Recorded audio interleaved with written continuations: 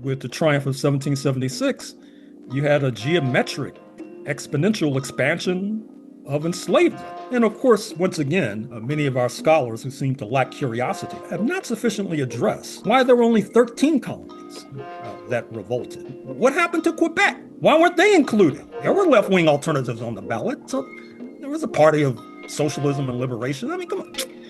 Stop making excuses for this backwardness and grasp the nettle. Somebody's going to have to explain to our grandchildren how the planet ended up in a China-centric context.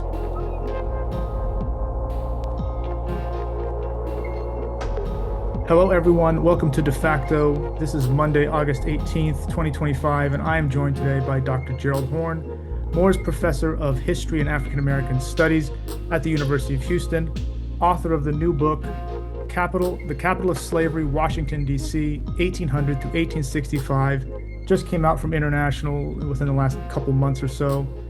Dr. Horne, welcome back to the program, and thank you for joining me once again. Thank you for inviting me. So in this book, you examine the history of Washington, D.C. and surrounding areas, including Maryland, Virginia, Chesapeake region, Tidewater regions more generally, including a little further south to the Great Dismal Swamp. And you examine the institution of slavery and the abolitionist and revolutionary forces that endeavored to defeat this vile institution. Thus, in this book, you return to several, actually numerous topics that you have explored in some of your other work: Haitian Revolution, War of 1812, John Brown's Uprising, U.S. Civil War, and so forth. So my first question for you, Dr. Horne, why did you write this book, and what was it like returning to some of these topics? And are there any new revelations or epiphanies that you think are worthy of mentioning here? Well, first of all, let me place this text in the context of historiography. That is to say, in recent years, a schism has developed with regard to the historical analysis of the United States of America. It was reflected in the storm of controversy surrounding the 1619 project by Nikole Hannah-Jones of Howard University, where she was attacked by establishment historians, attacked by the White House, in fact, which in response developed the so-called 1776 project. Because Professor Hannah-Jones had the audacity to suggest that when slaveholders led by George Washington, Thomas Jefferson, James Madison, Patrick Henry revolted against British rule in 1776, that, believe it or not, slavery might have had something to do with it. Now, of course, others quite appropriately have suggested that land had something to do with the revolt. Recall the so-called proclamation line of 1762, 1763, where London expressed displeasure in continuing to expand westward across the continent of North America, expending blood and treasure, fighting the Native Americans. You may have noted that in the book On the Table, The Capital of Slavery, I was able to examine the last will and testament of George Washington. And it's fair to say that he may have been one of the most significant landholders worldwide, not to mention in the early Republic. And I should also point out that Nikole Hannah-Jones is not solitary or alone in terms of revisiting the process that led to the creation of the United States of America.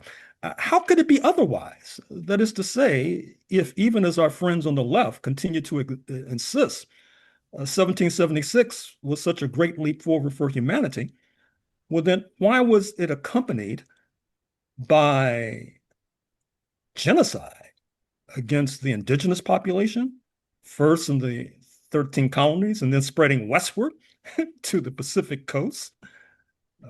I think we'll have time to talk about my sojourn in the Pacific Northwest, the Canadian Southwest for most of 2025, where I'm exploring this in some detail in terms of the rise of Oregon and the state of Washington into the Union, uh, the former in the 1850s, for example, with some of the bloodiest battles uh, ever envisioned on this continent.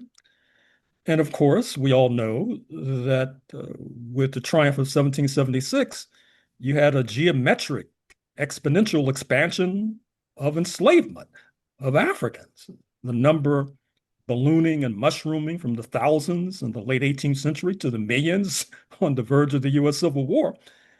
And so, as is oftentimes said in diplomatic parlance, the ball is now in the court of those who continue to insist that 1776 was a great leap forward for humanity, not only because of the aforementioned genocide and mass enslavement, but also how do you explain events today? For example, where did the United States go off the rails in terms of some, including the late U.S. Secretary of State Madeleine Albright, suggesting we may be on the verge of fascism? How did we get from a great leap forward for humanity to the verge of neo-fascism?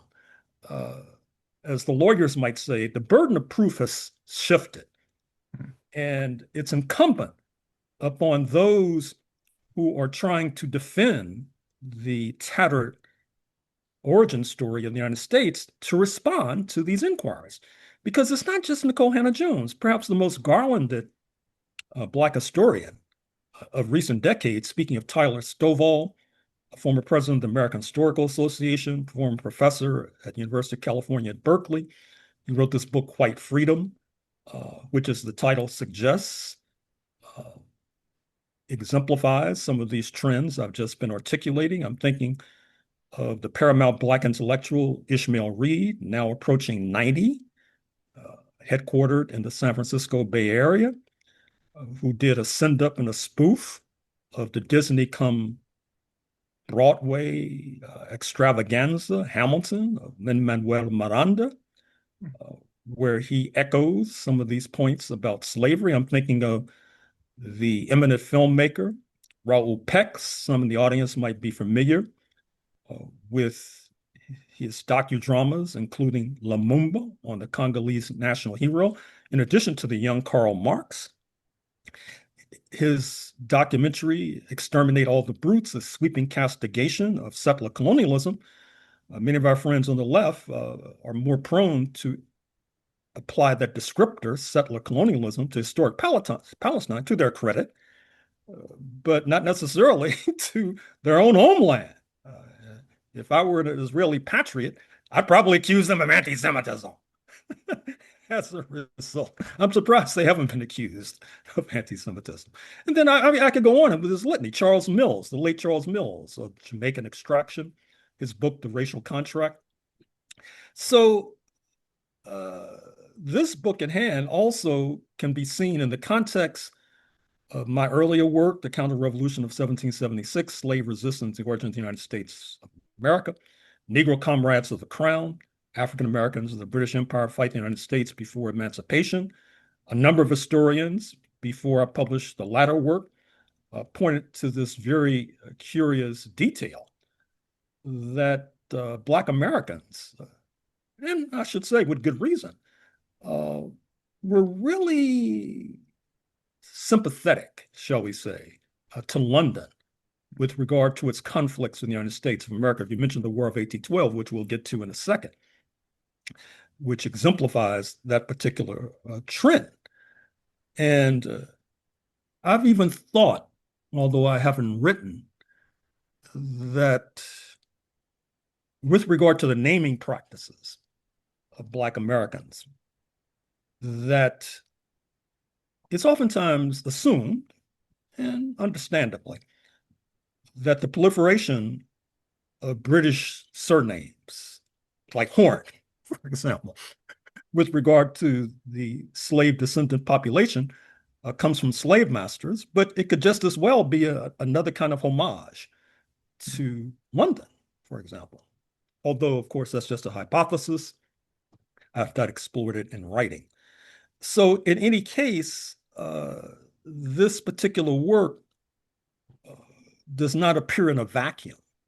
Uh, there is the schism, and I've noticed that some of our friends on the left, they don't like to conjure up the reality that this might be, as they say in the United States, a racial schism, because all of the aforementioned creators happen to be of African extraction. And many of our friends on the left that I'm referring to could easily be described as settler descendants. And, people get nervous when you speak in those terms. Perhaps they think that it augurs a descendant of another slave revolt, or that once again will align with the real or imagined enemies of the United States and upset the status quo. Whatever the case, that is the reality, a so-called racial schism in the historiography, which, if I may, uh, brings us to the book at hand, which I'll proceed to provide an overview of, if you don't mind. Oh, sure. Just one quick point before you get to the overview. Your naming practices are making me think of some of these jazz figures like Duke Ellington, Mm. Count Basie, who adopt that sort of royal moniker in their performance. And there's probably many other examples. Hey, I'm sure that one of the acute defenders of the United States will say, "What about Lester Prez Young? I mean, he was the president. Uh, that's a Republican term. What are you talking about?" Okay, fair enough. Okay. Well, anyway, no, please go ahead and proceed to the overview. Okay, so the book at hand is a synthesis from roughly 1800, when John and Abigail Adams were moving into the White House, recently constructed, by the way, by enslaved African labor for the most part. And the opening chapter deals with Abigail Adams staring out of her window and noticing malingering Africans. If she had a deeper understanding of slavery in the United States, she would not be surprised by that kind of resistance, because malingering was an essential element of resistance. And in fact, a major subtheme of this book, and a subtheme of the book I think we discussed, African Americans in a New History of the United States of America, is that you've had two conflicting trends, political trends, explosive trends in this settler colonial republic. In other words, settler colonialism, from its inception, the abortive settlement in what we call North Carolina in the 1580s, involved class collaboration, the 1% in London sponsoring a heterogeneous mixture of Europeans migrating across the Atlantic uh, with mutual benefit in mind. And of course, I draw a straight line from that kind of class collaboration to the rise of neo-fascism, uh, with regard to November 2024, the 77 million who, who voted for neo-fascism fundamentally, with many of our friends on the left, per usual, scrambling to rationalize or somehow justify what cannot be justified, Mm. making excuses, all manner of excuses for this dilemma. On the other hand, materially speaking, because of their position as an unpaid sector of the working class, the enslaved population was forced into class struggle. Uh, I think that that goes hand in hand with being unpaid, uh, including malingering, including armed resistance. Armed resistance, of course, I talk about not only in the 19th century, but in my book, Armed Struggle, with a question mark, which deals with this phenomenon in the late 20th century, for example, with the rise of the Black Panther Party. In any case, uh, the book then migrates, as you have suggested, to a topic I've discussed before, the War of 1812, whereby you begin to see resistance in action, particularly in August 1814, when the Redcoats invade Washington, D.C., setting alight the White House, sending President James Madison and his garrulous spouse Dolly fleeing to the streets one step ahead of the posse, being joined by enslaved Africans from the surrounding area who then hop on British boats and migrate to what is now Trinidad and Tobago, where their descendants continue to reside. When I spoke in New York on the Negro Comrades of the Crown book, which also deals with resistance during the War of 1812, some of the descendants of those Trinidadians were in the audience, for example, because, of course, contrary to enslavement propagandists, they were freed upon arriving in Trinidad and Tobago. There was a hysterical reaction, perhaps understandably, to this phenomenon because the United States had barely escaped losing its sovereignty, with the Black population joining in to try to ensure that that eventuated. The free Negro population was scapegoated, particularly down the road in Baltimore. There is a lot of Baltimore history in this text because Washington and Baltimore are tied together umbilically, we should say. Now, I think it's a bridge too far to suggest that the free Negro population, of which Baltimore had the most sizable number in the Republic, were responsible for what the slaves did, but it was felt that they were a bad example because being free, it could inspire the enslaved population to aspire towards that status, which of course was the case. So that leads to the formation of the American Colonization Society shortly after the conclusion with the treaty signed in what is now Belgium in January 1815.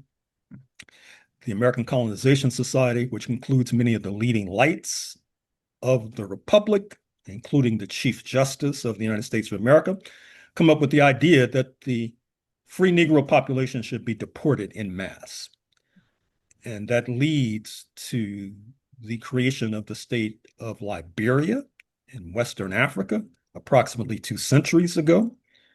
Interestingly enough, quite energetic in terms of seeking to establish settlements in Liberia was the state of Maryland. I mean, here you had a state that had its own foreign policy, that set up its own settlement, Cape Palmas, for example, which eventually was folded into Liberia because they wanted to get rid of the free Negro population of Baltimore. And then with the Nat Turner Revolt of August 1831, a revolt of the enslaved in Virginia, with the massacring of dozens of settlers by enslaved Africans, the idea took flight that a number of the enslaved should be freed and sent off to West Africa, sent packing, for example. In the state of Mississippi, for example, one of my current projects examines slavery in Mississippi, where my ancestral roots rest. Mississippi was quite energetic in seeking to deport Negroes. And of course, Mississippi has the distinction of having, percentage-wise, the largest number of Black people, which in part helps to explain its reactionary politics. Because the settlers are living cheek by jowl with once reviled property, which has shown an inclination to rebel. In any case, I spend quite a bit of time in this book talking about international relations. I mean, to expand the thread on Liberia, understandably, the U.S. Negro settlers have been scorned and excoriated because of their conflicts with the pre-existing indigenous African population, particularly the Kru, K-R-U, when they arrive on those shores of West Africa. But as I point out, you can easily access this, I'm sure, online. If you look at the Declaration of Independence of Liberia in the 1840s, it's quite progressive, quite angry, in fact, furious about what's going on in the United States of America, which then leads Liberia not to neglect those it left behind. Speaking of the enslaved population in North America, by aligning with British abolitionists, for example, the bête noire, if I can use that term, with regard to the settler class in North America, the enslaver class, even with Haitian revolutionaries, who I guess I should have said preempted, speaking of British abolitionists as the bête noire, by speaking of Haitian revolutionaries as the true bête noire. And Haiti, as in a number of my books dealing with slavery, plays a preeminent role in the text at hand. And I'll get to that with a bit of detail in a second. But I should also return to this chronological unfolding and leaping ahead to October 1859 with John Brown's raid, now celebrated by many. Interestingly enough, this raid on what was then Virginia, now West Virginia, speaking of Harper's Ferry, the Armory, seeming to suggest an armed uprising against enslavement, was plotted in Canada, which had provided a sanctuary for fleeing property.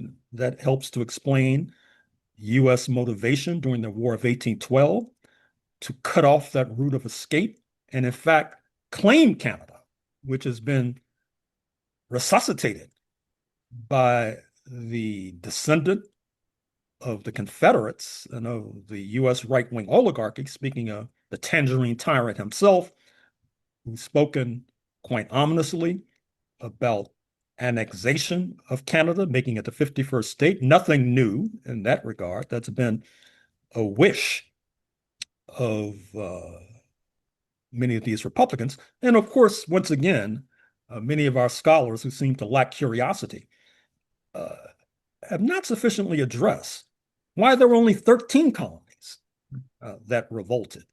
What happened to Quebec, for example? Why weren't they included? They were a colony of Great Britain. Plus, you had a lot of dissatisfaction. Did you see the article in the New York Times just last week about Quebec City?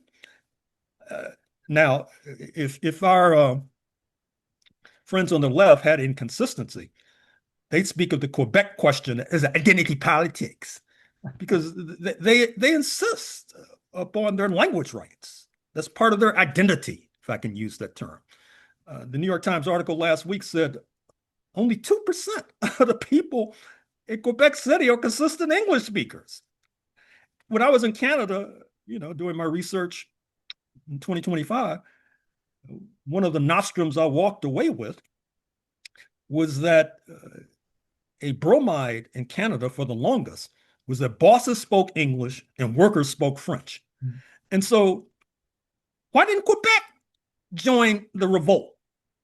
Now, I don't want to digress too much, but in my upcoming book, Comparative Settler Colonialism of British Columbia in Canada and Washington State and Oregon, I point out that south of the border, the settlers, they carried quite a bit of animosity towards Catholics. And of course, many of those in Quebec are Catholic. When the Native Americans would revolt, which was their tendency, speaking of the Cayuse, C-A-Y-U-S-E, and the Palouse and the Walla Walla, oftentimes the Catholics, many of whom were of French ancestry, many of whom had mated with indigenous populations, creating this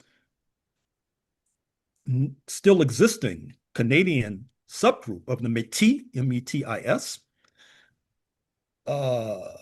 while in the state of what is now the state of Washington, Washington Territory, governor in the 1850s, Isaac Stevens, he declared martial law And one of the triggers for declaring martial law was intermarriage Mm. of some of the settlers, some of the Protestant settlers with the indigenous populations, because it was felt that that was a security risk. And in fact, uh, I looked at some of the text on intermarriage in the United States because there's been a lot of research on that, understandably. And few of these texts put the revulsion towards intermarriage south of the border in the context of settler security, for example, which I will be doing in my forthcoming text. In any case, uh, back to the major thread after that lengthy digression, the John Brown raid plotted in Canada leads to his execution in December 1859. It is seen as auguring worse to come in Dixie, helping to trigger the U.S. Civil War. By the spring of 1861, by 1862, slavery is abolished in the District of Columbia. Things a tale because, as you know, the Emancipation Proclamation emerges on January 1, 1863, but emancipation in the district precedes that. That's not the only peculiarity of emancipation in the district. The enslavers were compensated for the loss of their property. Not unusual because the enslavers were compensated in Haiti at gunpoint, for example, French gunpoint, in the British Empire, Jamaica, Barbados, etc. When slavery is abolished in the 1830s, the enslavers are compensated, which really gives them a leg up in the enslavers, that is, in terms of not only lining their pockets, but helping them to find other lucrative fields of investment, which serves as a kind of jet fuel for the takeoff of what becomes British imperialism, for example. And needless to say, the enslaved population was not compensated for their free labor.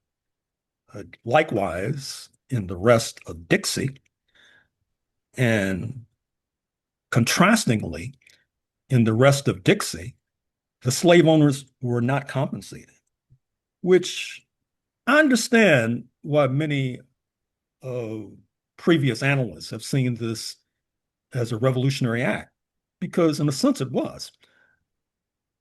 But the other side of the coin is that I don't think you can begin to understand the ferocity and the fury of white supremacy post 1865 with the rise of lynching, the rise of the Ku Klux Klan, the rise of terrorism, without understanding expropriation of property without compensation, which in turn comes to be seen as an emblem of an emerging socialism, which suggests that you cannot understand the ferocity of anti-communism without understanding this pre-existing ferocity generated by having property expropriated without compensation, particularly on the eve of the U.S. Civil War, 1861.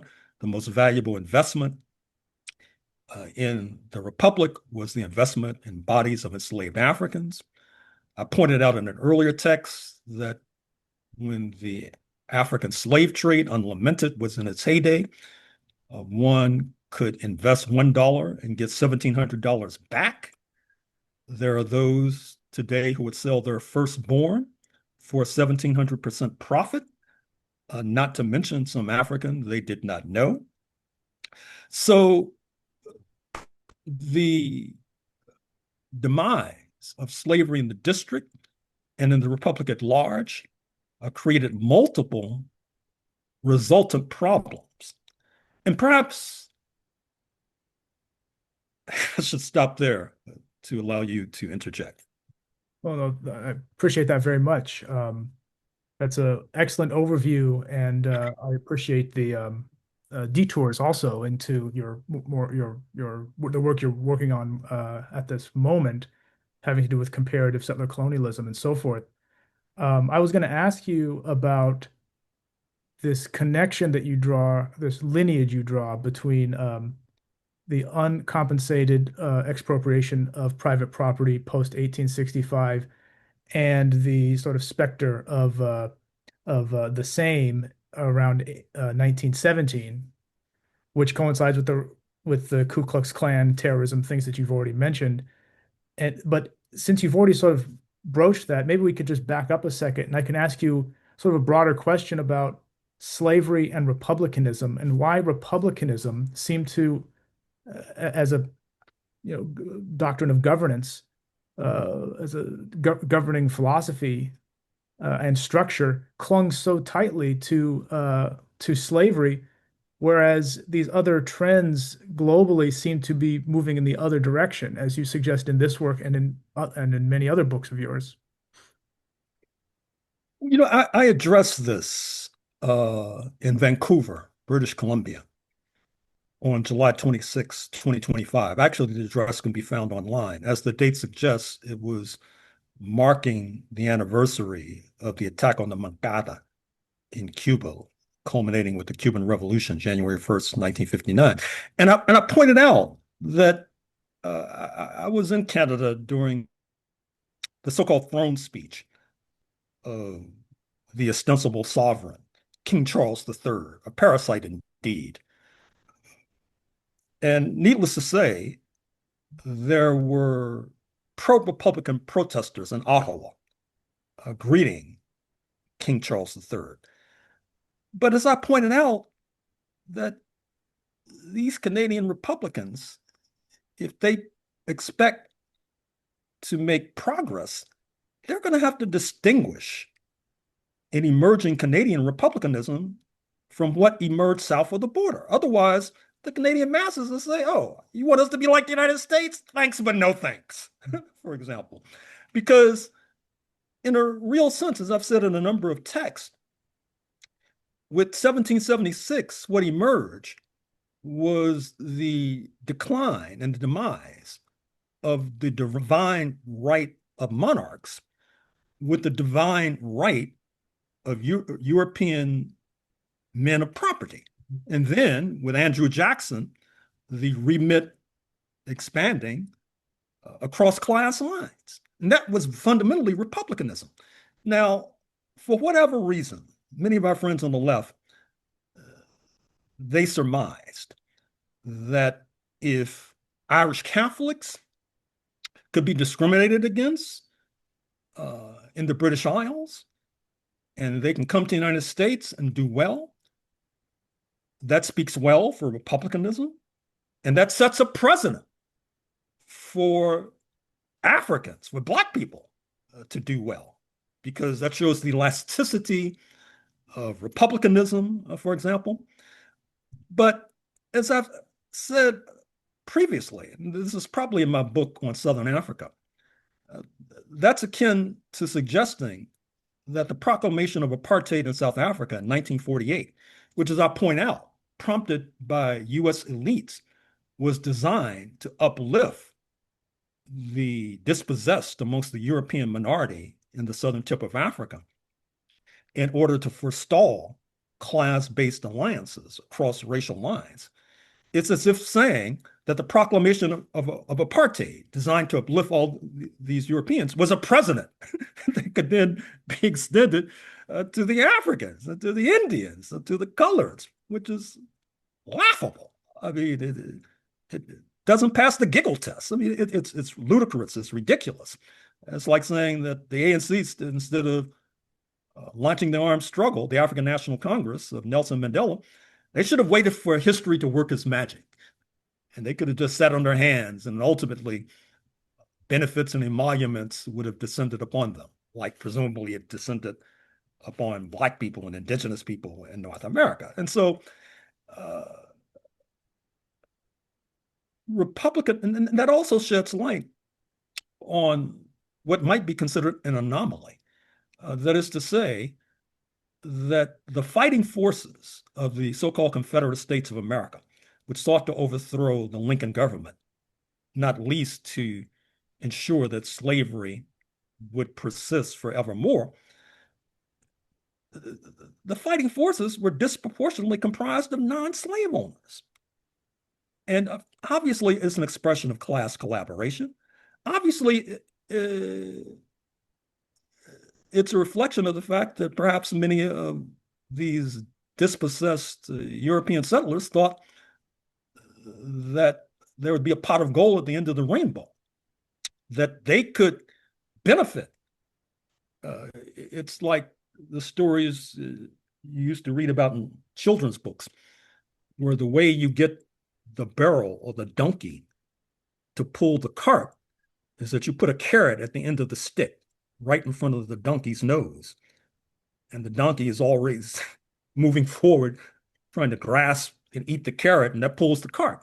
Mhm. And so you can easily envision a similar process unfolding today in 2025, helping to explain the rise of these neo-fascist trends, as opposed to these threadbare excuses and rationalizations you oftentimes are subjected to in terms of explicating the voting patterns of the 77 million. That is to say that they just need to be presented with more left-wing alternatives. Well, in Texas, I voted for Cornel West. He didn't do very well. There were left-wing alternatives on the ballot. So there was a party of socialism and liberation. I mean, come on. Stop making excuses for this backwardness and grasp the nettle. In any case, I think that there was a close relationship between republicanism and slavery, a close relationship between capitalism and slavery, as the late Eric Williams, founding father of Trinidad and Tobago, pointed out in his book of the same title, which has led to an explosion of literature, including by my colleague here in Houston, David McNally, his book, Slavery and Capitalism, a Marxist Analysis, just out from University of California Press. De facto podcast may want to speak with him. Oh, certainly. And other scholars have turned a microscope on the process of enlightenment, which is oftentimes viewed, perhaps understandably, positively insofar as it is revolt against the benighted processes emerging from organized religion. But at the same time, as others have pointed out, perhaps you should not see it as coincidental that an icon of enlightenment, Thomas Jefferson, was a flagrant abuser of Africans, not least in his text, Notes on the State of Virginia, for example. So these contradictions really need to be faced up to. I mean, I understand why there are those who don't want to be marginal. And obviously, there is apparent mass sentiment in favor of 1776, in favor of the Enlightenment, perhaps even in favor of capitalism, although I have my doubts with regard to the latter. And being a critic of these processes in the home of the free, in the home of free speech, it does not necessarily win you plaudits. I mean, it may win you a pink slip, so you lose your job, or worse, may cause you to wear a bulletproof vest.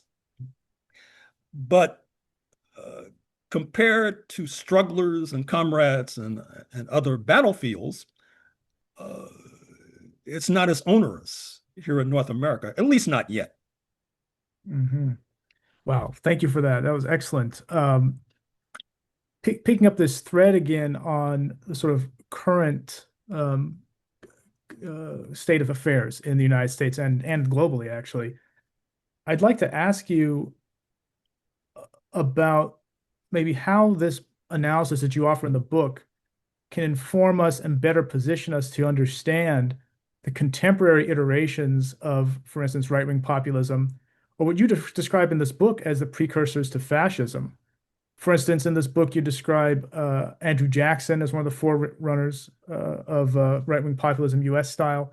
You also talk about Roger Taney, who prior to his role in the Dred Scott decision of 1857, when he was the Attorney General, uh, announced the Negro Seaman Acts of 1832, which you write sought to make anti-blackness an extension of extraterritoriality. That is, anti-blackness was to be globalized. And Taney, it should be remembered, was the brother-in-law of Francis Scott Key, who you also write about in this book. Um, can you talk a little bit about what you mean by globalized anti-blackness and its relation to right-wing populism and both of their relations to fascism, U.S. style, and how we can begin to understand what's taking place in the United States under the Trump regime, and not solely confined to the Trump regime, as you and I have explored in on this podcast and in writing. Um, we have these mass deportations. You even write about self-deportations taking place in uh, the early 19th century, at least the idea that self-deportation was going to be beneficial for the Republic. I could go on, but I think you get the gist of my question. Well, first of all, Francis Scott Key, of course, is renowned as being the alleged author of the national anthem, the Star Spangled Banner, for example, implicated in slavery, as is his relative, Roger Taney, who, as a justice of the U.S. Supreme Court, authored the notorious Dred Scott decision in 1857, and yet another trigger for the Civil War, suggesting that uh, Black people have no rights that the settlers are bound to respect, uh, reputedly overthrown by the 14th Amendment, and the notion of birthright citizenship now being challenged by the Trump regime, and the downstream consequences of overthrowing birthright citizenship are unclear. Perhaps it will lead to a revival in a more dedicated fashion of Dred Scott. Extraterritoriality should be no surprise to members of your audience because U.S. foreign policy exemplifies extraterritoriality. I mean, ever since 1917, and not before, they've been trying to export anti-communism. They were basically saying that no country is allowed to take the socialist path. I mean, look at the pressure on socialist Cuba, an embargo, a blockade, repeated assassination attempts against the late President Fidel Castro, for example, all manner of destabilization. Recently, Attorney General Marco Rubio, of Cuban ancestry, has sought to sanction countries like Brazil who seek to import and utilize Cuban doctors for the benefit of the Brazilian masses. Needless to say, the United States does not plan on finding substitute medics for Brazil. I mean, you hardly have a medical system in this country that attends to the medical needs of the U.S. masses. And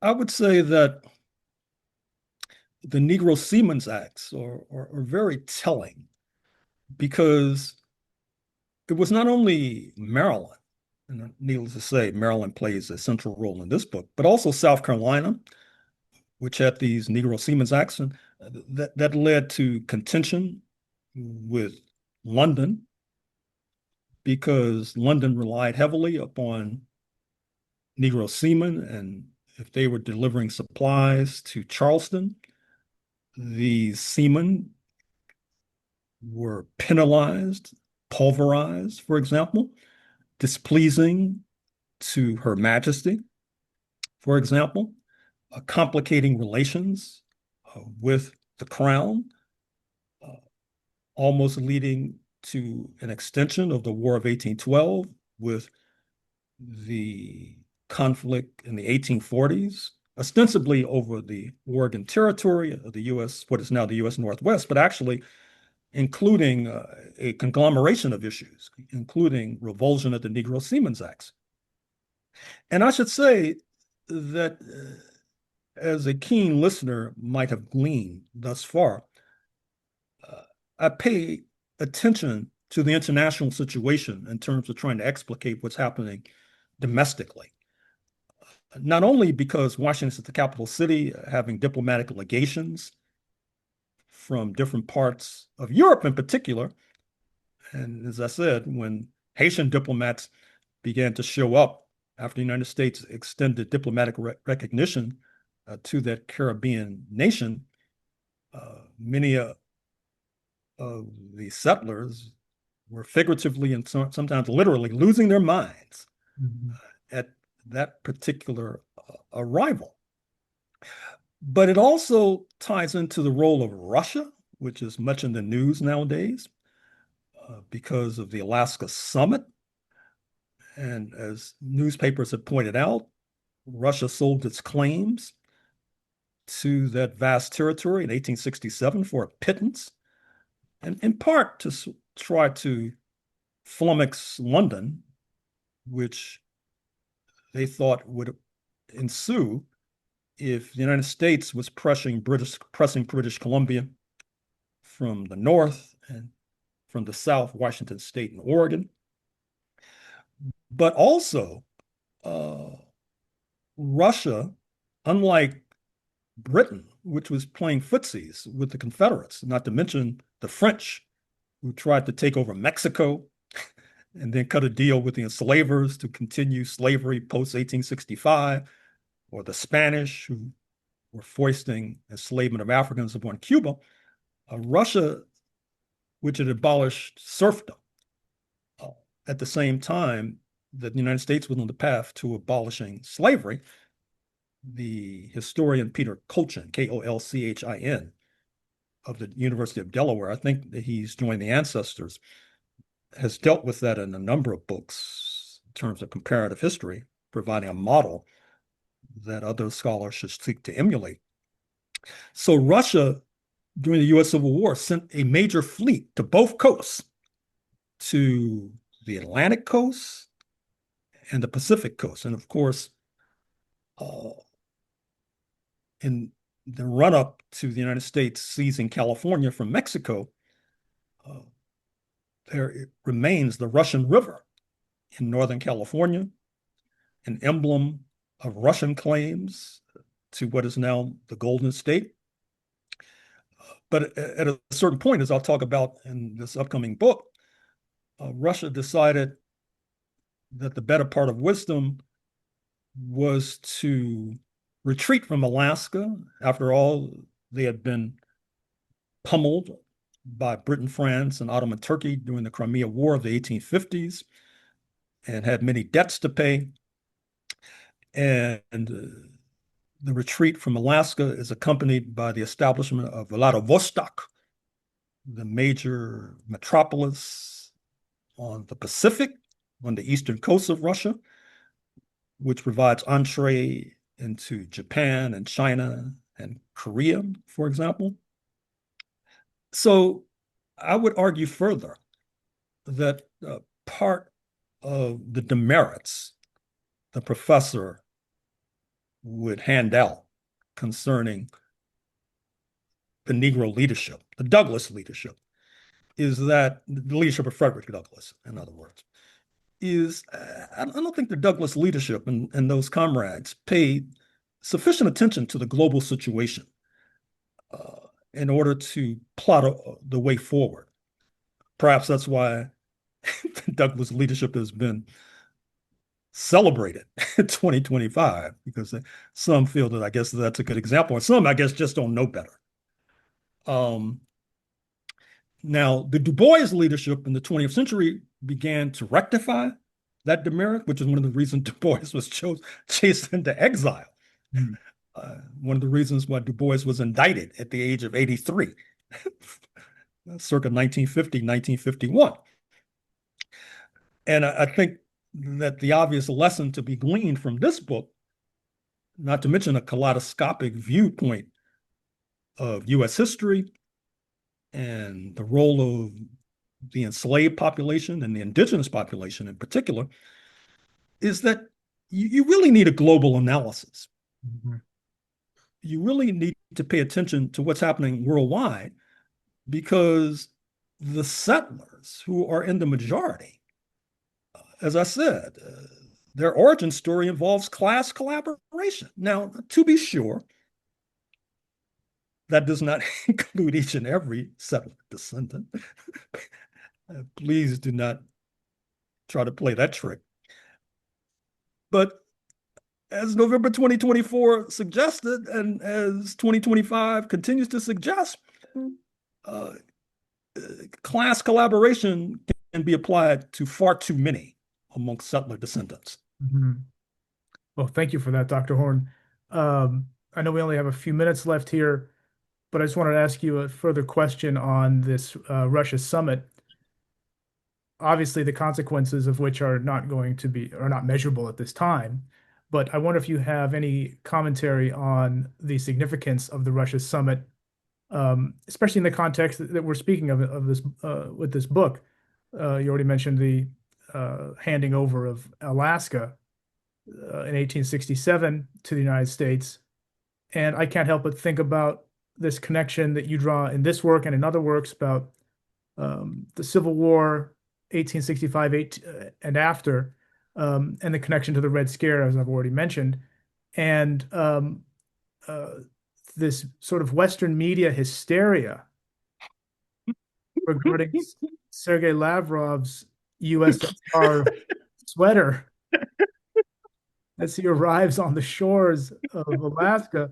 And I can't help but think, and you have to forgive me for this, that we've entered a unique period of the Red Scare that we can now dub the Thread Scare. Oh, very good. I like that. No, thank you. I'm just curious about if you have any commentary on the summit and its significance and this media hysteria and so forth. Well, first of all, I've commented at length on the Alaska Summit. You can find both summaries online. Uh, a segment on the ground program WPFW FM in Washington, the Pacific Station, broadcasting Fridays, I believe at 10 a.m. Eastern, and on diasporic music coming out of Black Power 96, St. Petersburg, Florida, broadcasting 3:30 Eastern on Sundays. And just to summarize some of the points that I made therein, potentially the Alaska Summit is a game changer. And I think that's one of the reasons why you have this extraordinary spectacle unfolding as we speak with all the top leaders from Europe breaking their schedules and flying in to Washington to meet with Mr. Trump alongside Mr. Zelensky to try to move the U.S. away from what seems to be coming from the Alaska Summit. One of the criticisms I would make of some of the commentaries on the Alaska Summit, including from some of our comrades, is that they're looking at the summit with tunnel vision. I don't think that you can just look at the summit in a transatlantic sense. You have to look at imperial overstretch, the fact that Israel threatens to reignite the war with Iran, given the influence of Zionist billionaires in the White House. The United States will probably be accompanying the Zionist state in this piratical enterprise. You have to look at the fact that Mr. Trump, according to his former National Security Advisor, John Bolton, sees the EU as a kind of competitor, not an ally who you should try to pull their chestnuts out of the fire.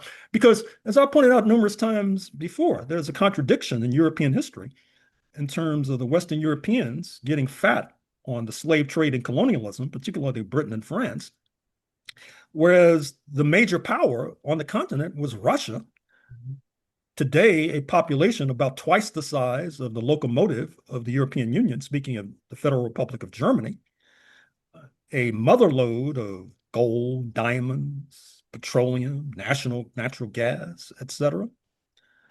And so the Europeans feel that they may be left behind as Washington, an overstretched Washington, $37 trillion in debt, moves to cut its losses with the Ukrainian escapade so it can focus not only upon the BRICS, Brazil, Russia, India, China, South Africa, heavy sanctions imposed against South Africa, India, Prime Minister Modi due in China at the end of the month, August 2025, the foreign minister in Moscow as we speak, meeting with the aforementioned Sergei Lavrov, the foreign minister of India, that is. Brazil, subjected to punishing sanctions for various reasons. And then there's the big enchilada, the People's Republic of China, sharp clashes in the South China Sea between U.S. Navy and Chinese Navy. I'm happy to say that another project I'm working on is a project involving U.S.-China relations. Somebody's going to have to explain to our grandchildren how the planet ended up in a China-centric context. Right now, I don't see that much evidence that an explanation is forthcoming, so I've decided that I'll try to provide an explanation. So once again, the Alaska Summit is a potential game changer in terms of helping to erode the reason for being of NATO, the North Atlantic Treaty Organization, coming into existence in 1949 on an explicit anti-Moscow basis. If the generator of NATO, speaking of the United States of America, begins to embrace Russia, well, then what is the purpose of NATO, for example? There are major investments bound up in an answer to that question. And in fact, Vice President J.D. Vance has suggested that if Europe wants to continue the Ukrainian escapade, they can buy weapons from the U.S. military-industrial complex, send them to Ukraine, and that struggle will continue. I'm not sure if Europe has the audacity or the mettle to go down that path, but we'll find out soon enough. And so another lesson and another inference we should draw from the Alaska Summit is that Allah, what might be considered as a compliment, that is to say, Nixon to China in the early 1970s, which was a real timbalor, similarly upsetting. You should not see it as coincidental that in order to effectuate dramatic changes in terms of U.S. imperialism's foreign policy, it generally requires that a party that commands the settler majority can do the task,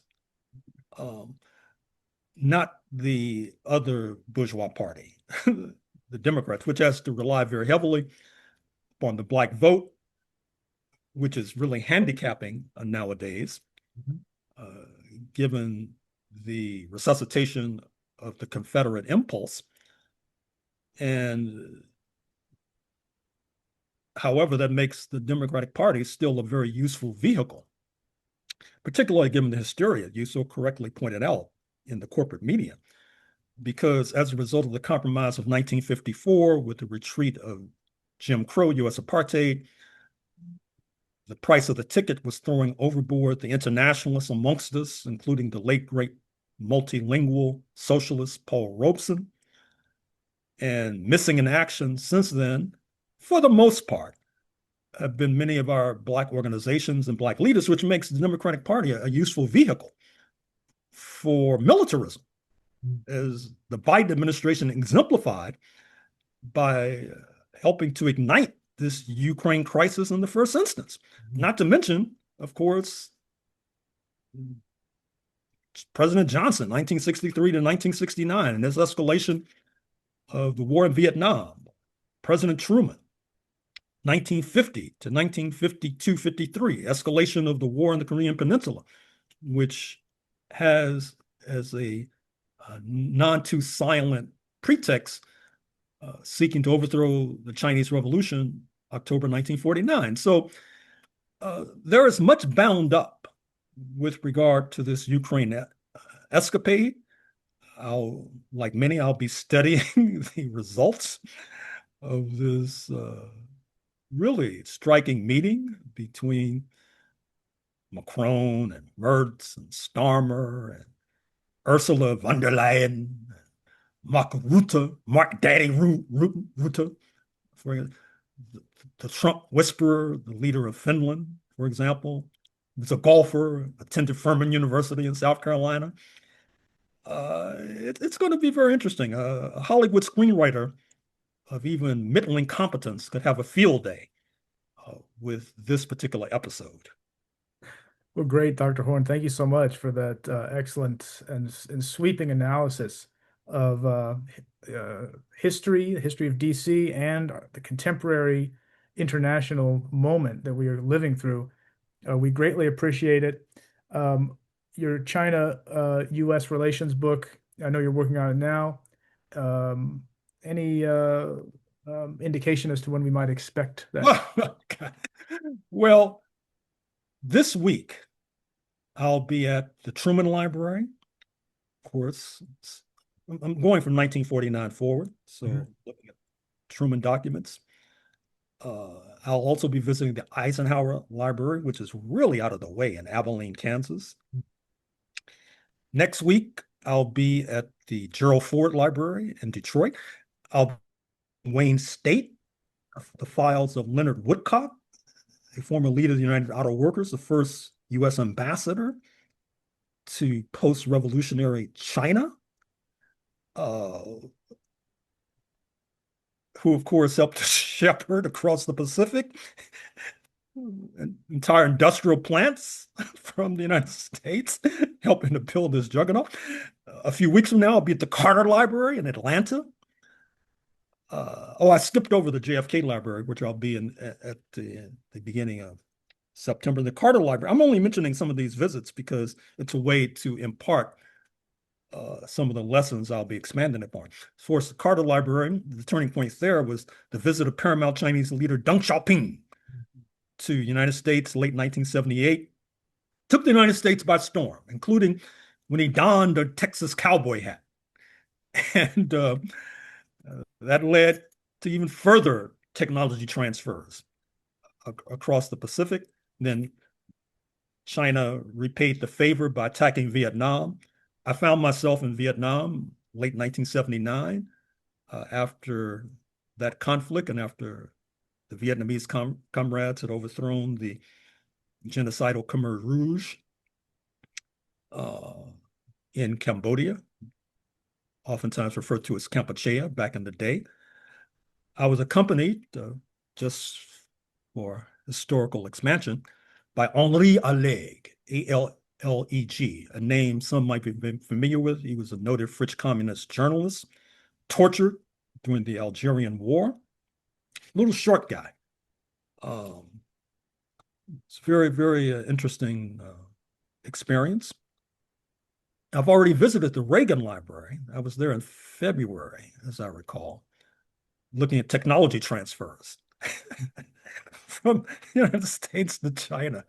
I mean, what were these people thinking? I guess they underestimated the Chinese. But you know how these U.S. people, they get part of their strength is also their weakness. What I mean, they can be very single-minded and very focused with tunnel vision. And they were so focused on destabilizing the Soviet Union that they lost their wits to a certain extent and have created this juggernaut, which I don't think they'll be able to derail, but we'll see. That's why we study the news. Right, right. Wow, excellent. Well, we look forward to that when it does come out. Were you able to find your notes at the Schomburg? Say that again? Were you able to obtain your notes at the Schomburg? Yeah, actually, I'm going to. When is the next time you're going to the Schomburg? Well, we were planning on sometime this fall, but they were booked up when we wanted to go in actually a couple weeks ago. Yeah, because as you know, During the 1980s, I took all these notes on what was unfolding, Mhm. and there should be in my archive at the Schomburg, but we haven't been able to locate them yet. And so I think I'll be able to do an end run around that if they somehow disappear. You never know. Through other sources, Right. for We example. can always look at the Guardian and the monthly review archives as well. Sure. But if anyone has any tips, get in touch because I can tell you which boxes not to look in at the very least. Exactly. Okay. Well, thank you very much, Dr. Horne, for taking the time to speak with us today on these matters. We really enjoyed this book. By we, I mean Aspen and I. We thought it was excellent, as always, and we look forward to all subsequent work that you are going to produce and having you back on very soon. Thank you for inviting me.